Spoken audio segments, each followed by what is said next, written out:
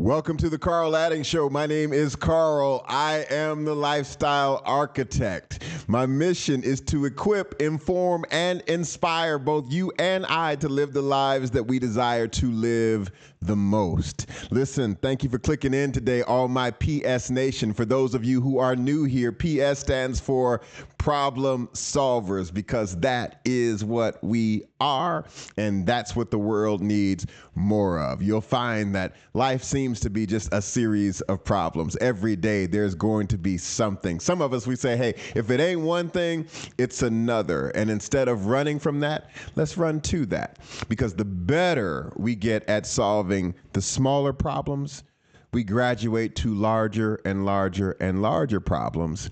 And that's where the value is. That's where the compensation is. That's where the recognition is. That's when our families, ourselves, our communities, and the marketplace gets to benefit from us being alive and being here. So, welcome. I am glad that you are here. Listen, I like to kick off all my shows with a success quote. Today's show is no different. We are going to share something from the world famous late great Sigmund Freud. He said that out of your vulnerabilities will come your strength. Say that again.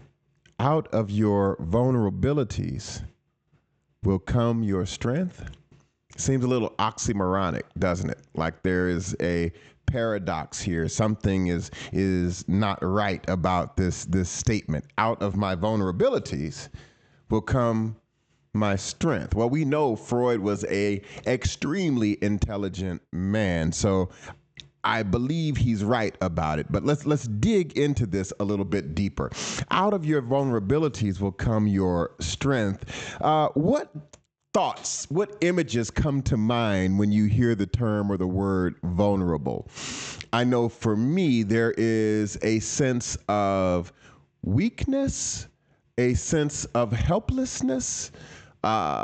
Certainly, you're not in a position of power.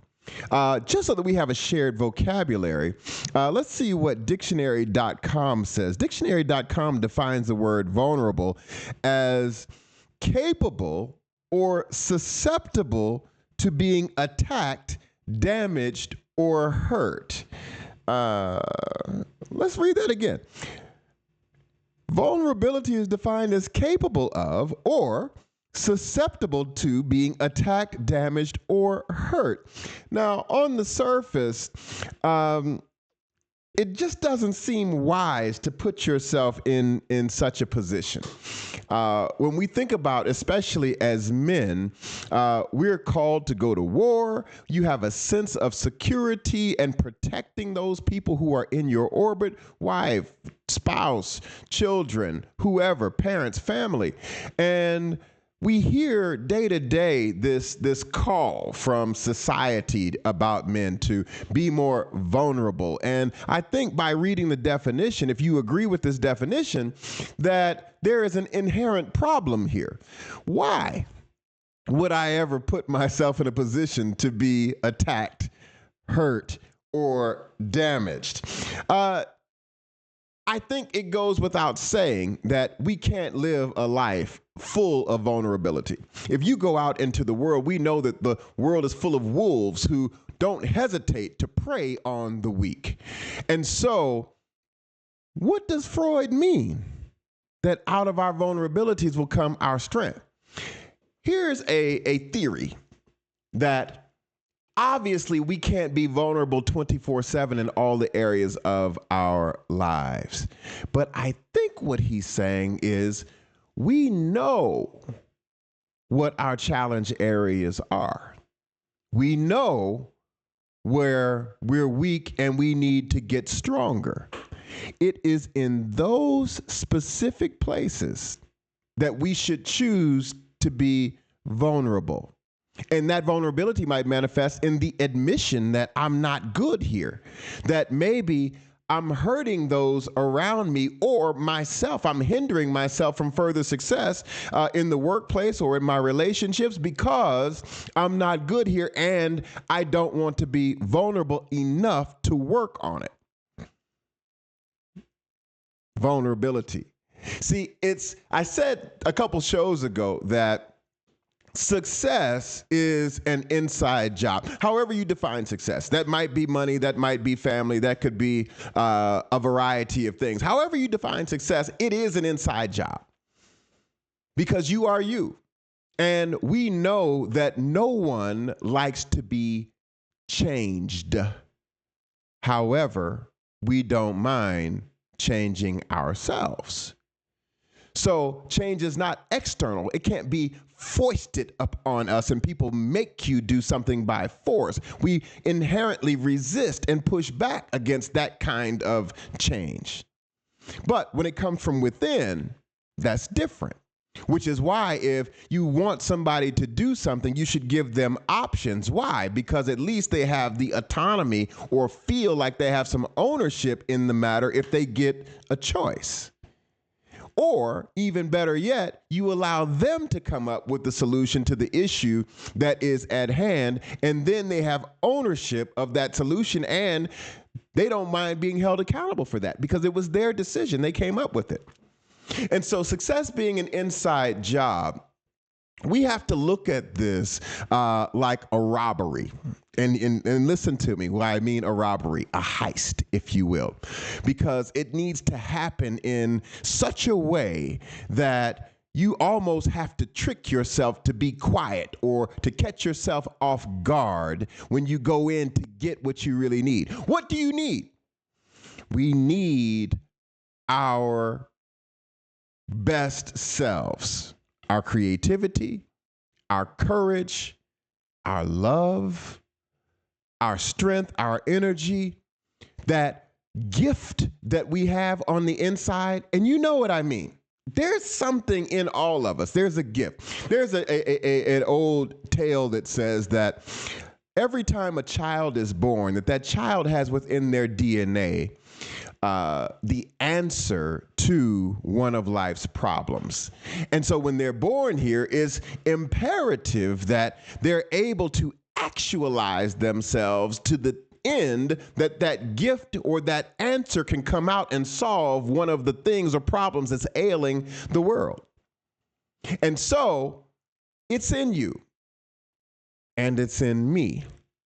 But there's something about life that seems to get in the way, that we begin to pay more attention to our surroundings, the people, society, and we don't look inward anymore.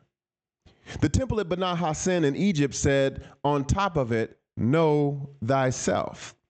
You know, there was the show Star Trek that used to say that space, the final frontier at the beginning. But really, the final frontier is self. We look everywhere else. We study so many things, but how many times do you stop to study you?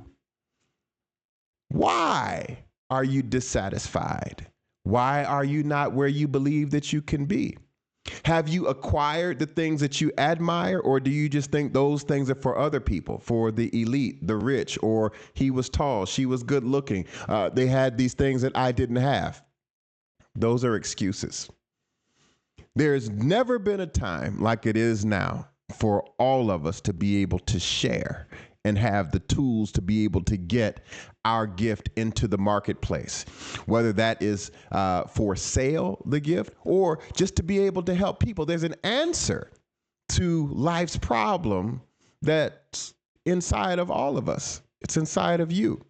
So the question is, what is it that causes us to pull back, to be more concerned with what other people think about us than us doing what we're here to do? You know, if you ask a child, 5 years old, what do you want to be when you grow up? NFL, NBA, astronaut, right? You ask them again at 15 and it's smaller. Well, I want to be a pro athlete. I want to be an influencer. I want to be, model, what have you. Ask him again at 21. I just want to graduate, maybe a doctor, maybe an attorney, but ask him at 25. And now I just want to pay off my debt. And it gets smaller and smaller and smaller as life begins to oppress that creativity. It's something about the world that seems to make it difficult for us to easily express who and what we are. So it's like, once again, we have to perform this robbery on ourselves. We have to be able to break into our subconscious to get that gift that is in us. Several weeks ago, I did a show and I said, talked about this heist that happened on Easter Sunday in LA, where about $30 million was robbed from this money holding facility. And I was using it as an analogy for success being an inside job. Let's take a look at this so you know exactly what I was talking about. This morning, burglars have gotten away with tens of millions of dollars in what's being called one of Los Angeles' largest cash heists in history. Sources say the LAPD and FBI are investigating the Easter Sunday theft at a money storage facility in the neighborhood of Sylmar in the San Fernando Valley. The brazen burglars were able to breach the building by entering through the roof to gain access to the vault without setting off alarms. The company that owns the building not realizing the crime until Monday morning. The facility... We can stop right there. I think you get the analogy already. So basically, they said that they broke into the building, knew that the money was in there, and no one knew that it was gone until Monday morning. I'm saying that what you have in you is worth way more than the $30 million.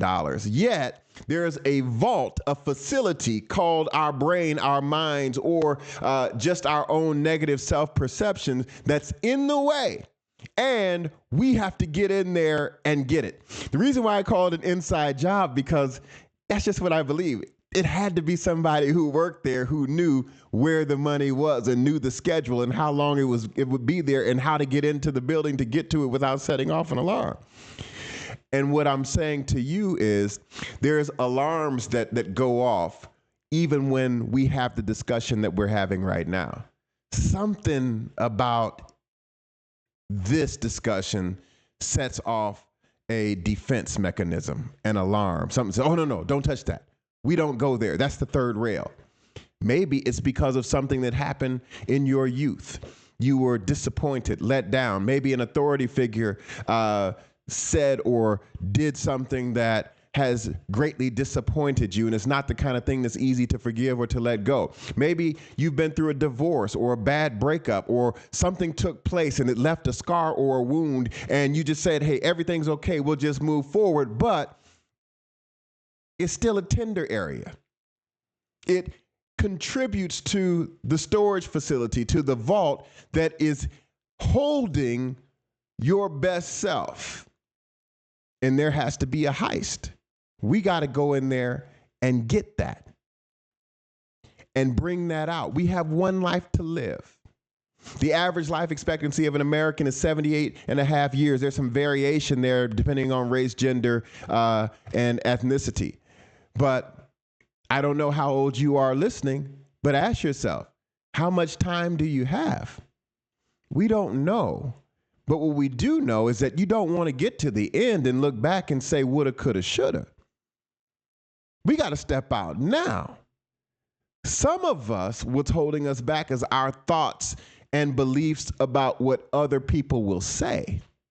We don't like to be judged, criticized. But the fact of the matter is, that's life. Like him or love him, hate him.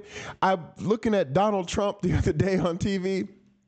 I said, this guy has about 4 trials running concurrently at the same time. He goes from one court to the next. And they ask him if he's going to testify. He says, you betcha I'm going to be on the stand. I said, this guy has absolutely no fear and no shame. Whether you like him or hate him, there's something there that all of us need. To stop caring so much about what other people have to say, especially when you know who you are and what your gift is and your purpose. Those of us who are in that place already, you're close, just not there. Do the heist. And once we've performed the heist and we see what the gifts are, we have clarity on what we should do and how we should perform and what we should offer to the world. Then we have to focus with laser precision on shining, polishing, bettering, beating on that craft until it's so sweet and so easy to receive that even a child would understand it. And to get to that point, you're going to have to be obsessed with your purpose and getting it out to the world. What is obsession? Listen, even this, this is not just mine. This is something I've agreed with from a guy whose material and whose courses I really like, Garrett White. And let's listen to Garrett say it in his own words. Garrett, tell us about this whole thing with being obsessed. It's very simple here in this vitamin G. The question begins to start it off with, Chiz, how do you become the best? Like, genuinely, I'm going to ask you a very straight question with this. Like, how do you become the best? How do you become the best in business? How do you become the best in parenting? How do you become the best in anything? Sex, marketing, hairstyling, natural beaded rose, the conversation inside of your business, the way to sell, the way to market, the way to lead your people, building process, building systems. Like, ultimately, like, how do you become the best? And what is it that makes people the best? How is it that they are driven to create something beyond what the average normal individual would produce? Now, if you consider that it comes down to one word. That one word is linked up to a statement, which is going to be our principle for today's vitamin G. It's a word that I was looked down upon for, a word that when people would say it about me, they said it in a negatory way. They said it in a negative connotation. They implied that in this use of this word, that I was broken, that I was bad, that I was wrong, that I had a problem. And yet you will find this one word as well as this statement in the lives of every single person, man or woman, who has produced big fucking results in business and life. Here it is. That word is obsessed. Obsession. This idea of being obsessed. Obsession is our key word. What does this mean to be obsessed? Because this idea and this word obsession is linked up to a statement. To be the best, you must be obsessed. To be the best, you must be obsessed.